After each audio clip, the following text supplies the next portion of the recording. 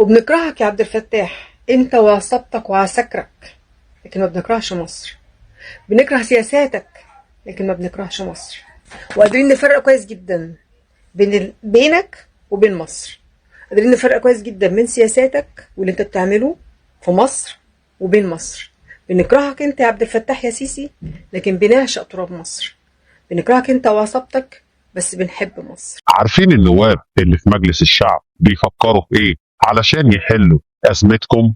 مش هيحاربوا الغلاء ولا هيوفروا كهرباء، لا خالص. النائبة أميرة صابر بتقدم مقترح عبقري بجد، بتطالب المصريين يتبرعوا بجلدهم. متخيل؟ عايزين يسلخوا المصريين من جلدهم حرفيا بعد ما اتسلخوا من الأسعار والمعيشة والديون. جلدنا هو اللي فاضل يا سيادة النائبة. ومش بس كده، نائب تاني بيقول لك اتبرع بمليون جنيه لسداد ديون مصر، وده مقترح خبيث لانه مش هيتطبق على رجال الاعمال بس، ده لو بقى قانون اي حد عنده شقه او حته ارض او عربيه بياكل عليها عيش وتساوي مليون جنيه هياخدوها منه علشان خاطر مصر وتحيا مصر اللي بتبلعنا كلنا. اما المقترح الثالث ده خراب بينه المستعجل من النائب عمرو فهمي اللي عايز يعمل قانون يخلي الزوجه تاخد تلت ثروه الزوج في حاله الطلاق.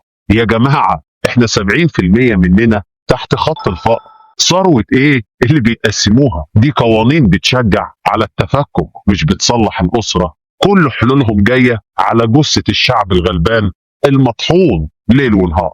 وعلشان هم عارفين ان الجوع كافر بداوا ينفذوا خطة خصي الشعب. لأول مرة من 2007 مواليد مصر ينزلوا تحت ال 2 مليون مولود.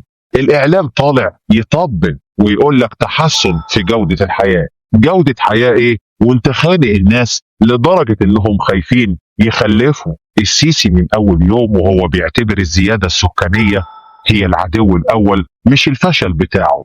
فاكرين لما قال لكم هتاكلوا مصر يعني هتاكلوها؟ ده كان تهديد واضح، وبدأ ينفذ خطته في المستشفيات والمبادرات اللي ظاهرها رحمة وباطنها تقليل نسل المصريين علشان يقدر يتحكم في القطيع اللي فاضل. أي دولة في العالم بتشجع على المواليد كقوة بشرية، إلا في مصر بيتعاملوا مع الطفل اللي جاي كأنه عبء على القصر الرئاسي. ومن ضمن المهازل اللي بتحصل في البلد دي شركات الاتصالات اللي بتمص دمنا يطلعوا يقولوا لك تكلفة التشغيل عالية وبتخسر علشان يرفعوا الأسعار 30%. تعالوا نشوف الخسارة اللي بيقولوا عليها. الشركة المصرية للاتصالات وي محققة أرباح أكثر من 22 مليار جنيه في سنة واحدة بس. وشركة اي اند مصر اللي هي تبع الاتصالات محققة 11 مليار.